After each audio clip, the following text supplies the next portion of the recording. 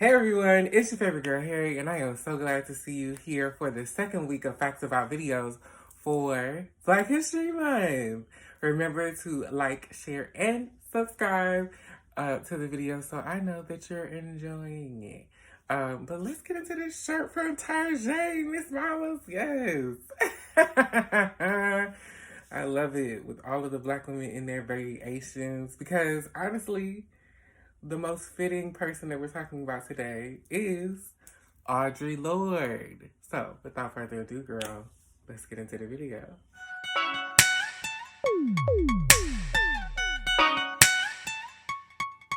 Yeah.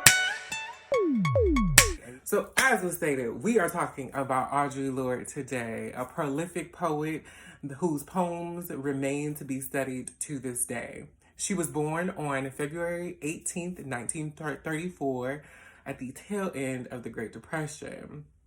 She was born in Harlem, New York, to West Indian parents, specifically from the island of Grenada and Barbados. Audre Lorde often spoke about how, at a very young age, she struggled with communication. So, unlike other children, she wouldn't give simple answers or, say simple words. She would recite a poem. And within that poem would be the answer to whoever's question, whether it was how she was feeling or what she was doing or whatever the case may be. It is very safe to say that our girl was gifted. Lorde was so gifted that she went to one of the best high schools in the state of New York, Hunter College High School. It catered to intellectually gifted students, and she would graduate from there in 1951. In 1954, she would go on to the National University of Mexico, where she would get in touch with her artistic writing side and even her queer side. She would return to New York and attend Columbia University and graduate with a degree in library science. Lorde would work as a librarian in New York for a majority of the 60s. Now, she did get married in 1960 to Edwin Rollins, a white lawyer. The funny thing about this is that Lorde was a lesbian woman and Mr. Rollins was a gay man. They were each other's beard, girl. I was like, oh my God. And the fact that they had 2 kids, I was like, oh my goodness, not the queer family. We love to see it. Now, don't get me wrong. Majority of this video will be historical facts about Lorde's work and what she did, as far as, feminism and intersectionality. Not like some of my other historical figures where I talked a little bit about the scandalous life they led. But I felt like that was worth saying. Because, like, girl, what happened? Girl, how we get here? They would end up divorcing in 1970. Her interesting decisions in her personal life, she is always going to be best known for her poems. Some of her earliest and first works were published in 17 magazine. And she would go on to write her first book in 1978, The Black Unicorn. And it went on to discuss and take a new approach to how she talked about her intersectionality as a Black woman and challenge societal norms like patriarchy, misogyny, sexism, and even feminism. Now, if you don't know, many Black women don't identify as feminists, and that is because, like most things in this country, the feminist movement has a racist past. And earliest feminist movements often catered to white women and purposely left out Black women's plight. It's like, how are you fighting for your rights and to absolve your oppression and you still oppressing others? Girl, it's crazy. But, Susan B. Anthony will pay for her sins. In 1982, Lorde would write Zami, A New Spelling of My Name. And 2 things happened with this book. Audre Lorde would change her name. Her given name was spelled with a Y on the end, but she would drop the Y, stating that she preferred the symmetry of her 2 names ending in E. And then she would create a new genre called biomythography, which would be a mashup of biography, mythology, and history. The book would chronicle her coming of age story as a young Black woman in the 1950s.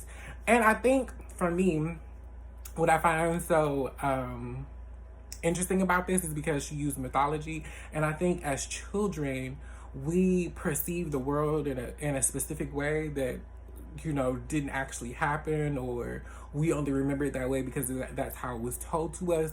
So we remember a lot of things in a very fanciful or storybook or fable type of way, or even a mythological type of way, with all of the lore and kind of, you know, majesty of our family. And then we kind of grow up, that kind of dies.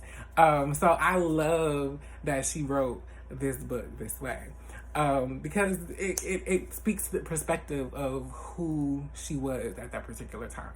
In 1978, Audre Lorde was diagnosed with breast cancer. And like everything else in her life, she would use poems to chronicle her experiences, combating oppression every step of the way. And this was no different. In 1980, she would publish the Cancer Journals. In this particular series of poems, she would talk about how she had to battle with her cancer. She had a mastectomy, and she would talk about the politics of appearance.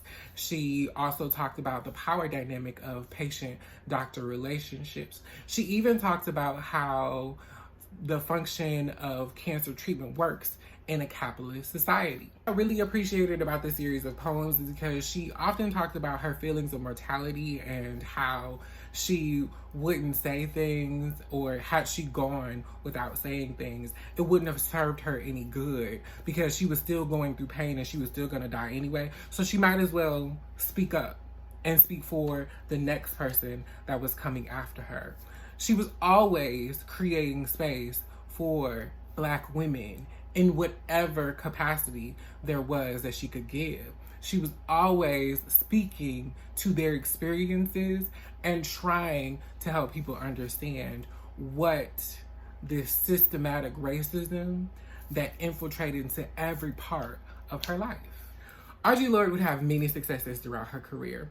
She would create a Black Studies department at John Jay College of Criminal Justice. She would become the Thomas Hunt Chair at her alma mater, Hunter College. She would even co-found The Kitchen Table, the first U.S. publisher for women of color, in 1980. She would also become the New York State Poet Laureate in 1991. Sadly, Audre Lorde would lose her battle to breast cancer on November 17th, 1992, at the age of 58. But it wasn't in vain. She left back such a rich legacy of literature that resonates with us to this day. Some people see intersectionality as this new conversation that we're having, but it's not. Black women experience the world differently than other women in this country specifically, but every intersection of person has a different conversation and has to navigate our society in different ways. I have a plethora of identities, and in each of those spaces and in each of those communities, I have to navigate life a different way. In some ways I have more privilege, in some ways I have less, but it all matters. Audre Lorde often self-described herself as a Black lesbian warrior poet, and she was all of those things. She was literally all of those things, and she lived up to all of those things very well.